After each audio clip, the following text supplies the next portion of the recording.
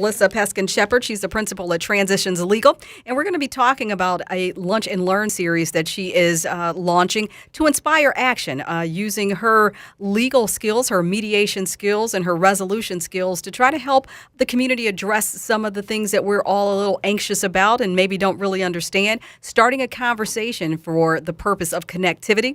And our number is 313-209-9000 if you have any questions, but how do you stay calm?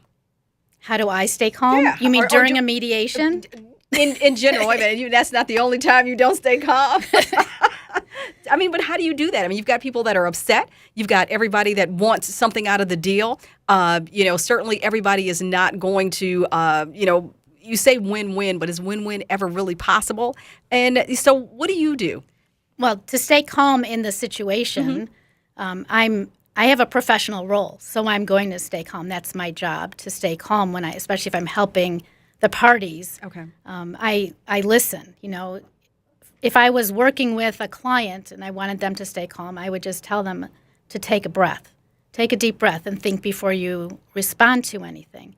And that really does help people stay calm. I'm sure that there are times when things get heated in a collaborative divorce meeting, because we are dealing with, I'm representing a client, my colleague is representing another client, and we're dealing with the tough issues all at the table.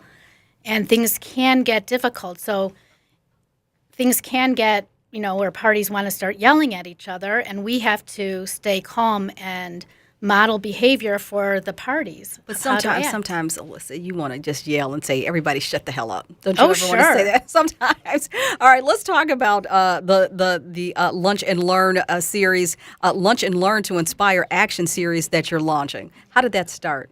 Well, it was really an outcome of the political climate that we're in right now. After the election, I was feeling down and anxious. I saw that in my clients, talking to them, that they were feeling anxious, more anxious. And one of the things about me is if there's something that I'm not happy with or something I don't like, I like to do something to get moving. So that morning after the election, actually, one of my daughters was home and just didn't even want to get out of bed. And I said to her, I need to do something. So when I was talking with my publicist, actually, who's probably the coolest publicist that has ever been in here, if that's her.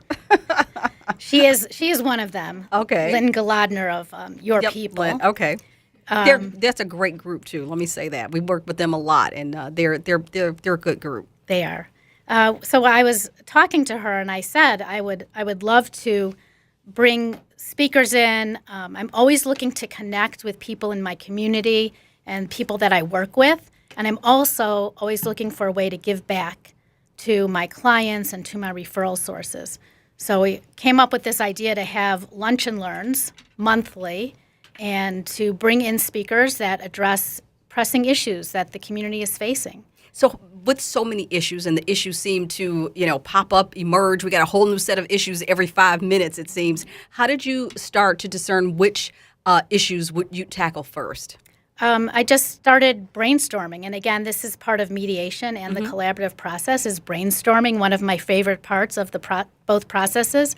You just sit down and you start brainstorming ideas of what those issues are and what those problems are. And I have daughters who are very active politically, and I reached out to them even and asked them, what are some of the pressing issues that you think I should address in this? And so what issues have you come up with for your first round? So the first, we've had two. Oh, have you? Two Lunch and Learns so far, all right. Yes. Which ones have you had? Let's start with those. We have had, in January, human trafficking. We talked about human trafficking. And we had Tracy Stulberg, who is active with the state in human trafficking. And today, actually, we had Bankole Thompson, who came and spoke about racial relations. Okay, Bankole's on the station. Yes. Yeah, he is. Okay, well, cool. All right, and so let's talk about what came out of those. Let's back up and start with the human trafficking one. So human trafficking, the participants at the Lunch and Learn were really interested in learning about human and sex trafficking because most of us don't know about it, don't realize that it's happening all around us, how pervasive it really is in the community. So it was really important to bring this issue to the forefront to start conversation about it. And I think that one of the best tips that Dr. Stolberg gave us was to talk about it, to talk about the fact that it could be your neighbor. Human trafficking is going on all around us, and to be aware. And if we saw what just happened in the news, about a week or so ago, and the Delta flight attendant, took notice of one of the passengers and said, she just didn't look right, and found out that she was part of a trafficking movement, if you will. Exactly. Yeah. And that's the kind of thing that we can do as individuals. So my Lunch and Learn is meant to inspire people, educate people, get people to take action. So now the people that were there, and we had a really, really excellent turnout. Okay, good. The people that were there, they will be aware. So like the flight attendant who was aware that something just wasn't right. And Dr. Stolberg said you have to trust your gut. If you feel like something isn't right, you have to trust your gut. And it's also a problem not only with adults but with children too. All right, if you're just tuning in, we are talking with Alisa. Is it Alyssa or Alisa? Alisa. Alisa, I'm sorry. All right, Alisa Peskin-Shepherd. She's a principal at Transitions Legal, and we are talking about the Lunch and Learn to Inspire Action series that she has already launched. They've got 2 under their belt, and some more are coming. Let's talk about the one that you conducted today. Today we had Benkley Thompson, who is a well-known political journalist and writes opinion for the Detroit News. He spoke on race relations. He's so engaging. You've met him before. He's so engaging. I know Benkley very well. And he was really excited. He told the group that he was excited to be and accepted the invitation because he thought that it was a great discussion to start, especially in Oakland County, because people don't, again, it's something people don't talk about or think doesn't exist anymore. But there are racial issues. But I say that, and I also have to say, though, that one of the perspectives that he gave me is it's not necessarily race relations, it's all human relations. And that it's humanity that's at stake it's not just the race. If you see something terrible happening to a young black child, think about it. It could be your child. And if you don't accept it for your child, why should you accept it for any child? And that's what I always say. If you close your eyes and someone describes a situation to you or an instance to you, and and you think it's wrong or right, it should be right or wrong regardless of the color of the person involved. Right. And so if you can kind of but it's a very difficult thing to do because we live in a country that's defined by color, by race, by culture, and we see it falling apart at the seams almost every day. The value and the importance of conversation, Alisa, I'm sorry. I want your name to be Alisa. Alisa. You're not alone. In terms of, letting that be the first step to starting to see everybody as humans and not in that first defining point of color. Right. It's very important. We're raising children differently and hopefully more where they don't see the color of a person's skin. That's not the first thing that they see.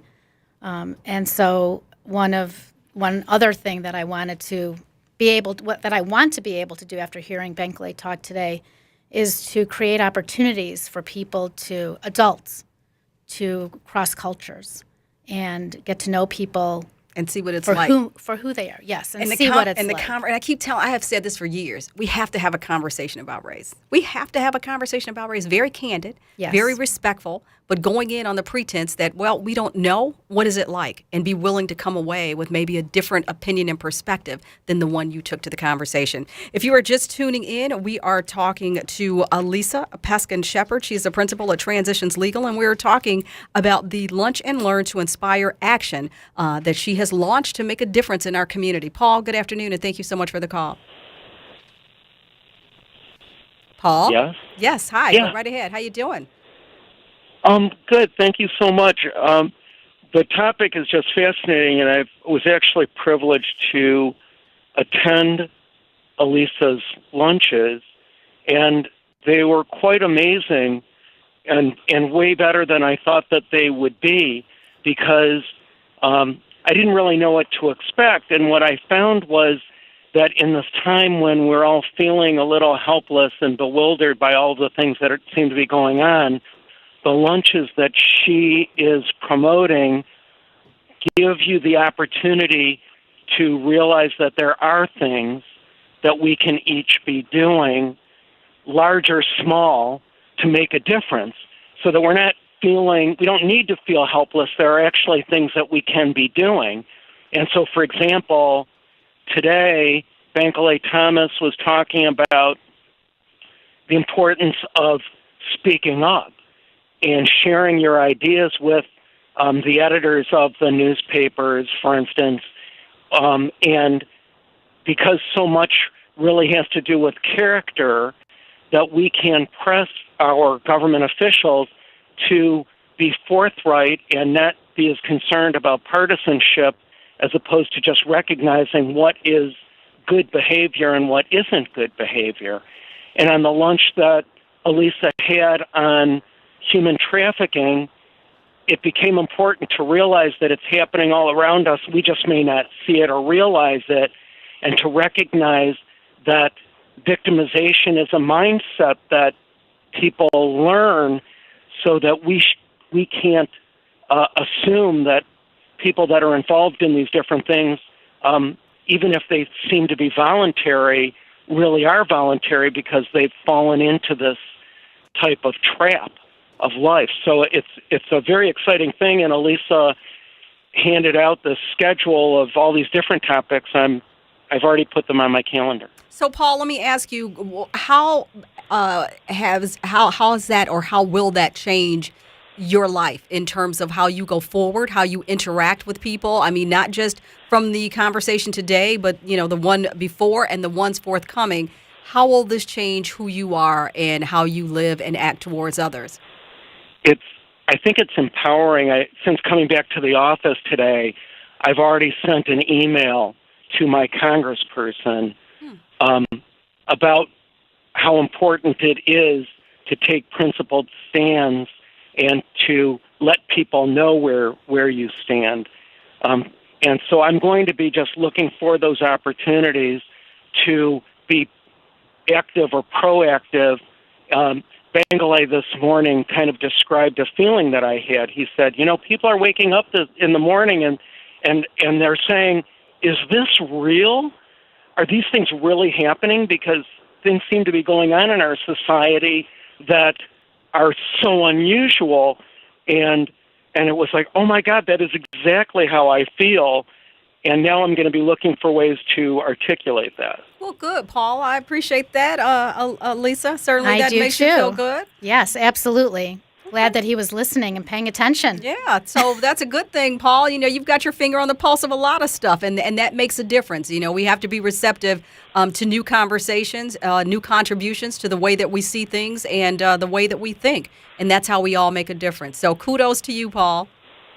Thanks to both of you. All right, and thanks for listening. We'll appreciate that as well. So what are some of the Lunch and Learn series topics forthcoming, Alisa? So next month we are addressing domestic violence. Okay. We have the president and CEO from Haven coming to speak with us. The month after that is April, right? So April is Earth Day, and in celebration of Earth Day, we have the Greening of Detroit coming and talking to us. So people may not even know about that organization. So people will find out about it, may have other volunteer opportunities in that respect. Okay. Well, all these things, you're dealing with the earth, we're dealing with race, we're dealing with domestic violence, we're dealing with an international, this is not just international, certainly it's domestic as well in terms of human trafficking. So since this is going over so well, Paul's got it on his calendar already. You're going to do it for the rest of the year? I do. I have them. I have topics every month. Do you? Well, tell me the rest. For the rest I thought of we the, stopped at April. For the rest of the year. Oh, no. And all people right. can find that also on my website. Which is? Which is www.alisa Transitionslegal.com. I have a joke about that. Okay. I was like, we always, when people say it was a website, we got the www part. I So always just wondered if I need to say no, that you too. don't. No, okay, so I good. always tell, but so Thank that's you. good. Now It's all I good. learned something Listen, new. I called you Alyssa long enough, so you're forgiven for Okay. saying the www. Just transitionslegal.com. There you go. All right, so that's good. So what are some of the on other my topics? website. We're discussing internet safety, Okay. immigrants and refugees. Oh, that should have been today. Right. I'm sure it'll still be a topic. We are planning them, and we have speakers lined up. Okay, We great. can't always align them exactly, but really, these issues are not going away, they're are not. they? And like I said, if as long as we continue to watch MSNBC and CNN, you've got issues that are going to continue every 5 seconds. So, Right. all right. In July, we're going to be talking about freedom of speech and expression, gender equality and sexual orientation in August, homelessness and poverty in September. In October, we're going to be discussing the issue of hunger. November, voting rights. Good time to talk about that. And December, religious freedom. Oh, wow. That's pretty good. Yes. I think you found your second calling. Well, yeah. You know, with my team. So, what's the takeaway when people come? What do you want them to leave with? I mean, are you giving them something other than the information to remind them, even if you just give them a schedule of the next lunch and learn topics? But what do you want people to leave with? Well, I want people to leave with inspiration. And like what Paul said, he went back to the office and wrote a letter to his congressperson. So that's the action that I'm hoping is inspired by these lunch and learns. So people start to feel empowered. Information is empowering. Conversation is connecting. Maybe other people meet other people and they start a network. You talked about Greening of Detroit. People may or may not understand or be aware of what they do and the volunteer opportunities that Right. exist therein. So do you see this? This is held where? Where do you hold these? At your office? We hold these at my office, Okay. which is in downtown Birmingham, 280 North Old Woodward. Again, on the website, transitionslegal.com, you can find that information. They're free of charge. Now, I provide lunch. They are held from 11:30 to 12:30. And again, the dates are on the website, so that's the easiest way to find out what the date is. The next one is March 23rd. Okay. All right. Well, that's good. So what else is going to spin out of this? Are you just going to stick to practicing law and the Lunch and Learn series to inspire action? I'm definitely sticking with my practice of law. And, through the year, we'll see how this goes. If I continue it next year or something else moves me to take action in a different direction. But this is good because it's bringing people together. I'm, listening to the news. I'm on my computer all day. And what's nice is that here we are, we're a group of people together. And like you said, people are connecting and may form other groups in order to take action. And then they can take the information that they've learned or that they've heard, and whether it's making a call or sending an email, as Paul did, inspiring some kind of action, which is what you want, which is why the name is Lunch and Learn to Inspire Action. You want people to take action. Yeah, be proactive and not sit around. People like to sit around and complain and talk about what's wrong, but here's an opportunity to contribute to the solution. Right, and I've done a lot of committee work in my life, volunteering on boards, and you always hear people in organizations complaining or in your community complaining, but so few people will actually take action. But that's because people don't know what to do. Exactly. I mean, they want to do something, but they don't know what to Right. do. What do I do first? You right. know? So hopefully these lunch and learns can give people an avenue to find something to do, something even small like having a conversation about human trafficking. That's easy to do.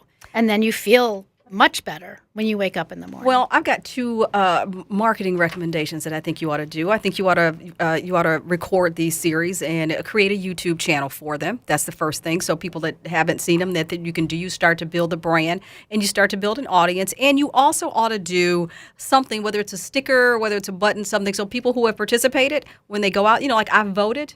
Yes. I've lunched. I've learned. I'm inspired. Something so that you start to build that brand. That's my free advice. No Thank more. you. All right, you're more than welcome. But that's how you continue to build the audience because say for instance, I missed the one today, or the one on human trafficking, or somebody's listening. They should be able to go to your YouTube channel, which would be on your website, which doesn't have to start with www, but it's transitionslegal.com, and pull that up, and so they can You're see right. it. I know. Great I know. ideas. I understand. That's what I do, Alisa. All right. Well, thank you so much for being here. Again, you can find more information about the upcoming Lunch and Learn to Inspire Action series. It is brought to you by Alisa Peskin-Shepherd. She's a principal at Transitions Legal, which is located in downtown Birmingham. And although she offers lunch, downtown Birmingham is the ideal place afterwards. If you want to go and dine and shop again, that's ideal as well. But you can go to transitionslegal.com. You can go to the About Events, Take Action, Lunch and Learn, and find out. Make reservations. It is free of charge, but space is limited. So Yes. After this, Paul's already made his reservations, so you might want to make sure that you make yours as well. The number, if you want to reach Alisa, is 248-980-9637. And again, the website is transitionslegal.com. Alisa, it was nice meeting you. Thank you, Karen. It was nice Congratulations. meeting you. Thank you. Congratulations for doing something to try to make a difference. We Thank appreciate you. that. Thank you very All right. much. And when I come back, I promise to give away this gift certificate as soon as we come back. So what I'll do is, I don't know, I'll figure something out. But stay tuned because I've got to give it away. You're listening to 910 a.m. Superstation. I'm Karen Dumas. This is The Pulse. Wait right there.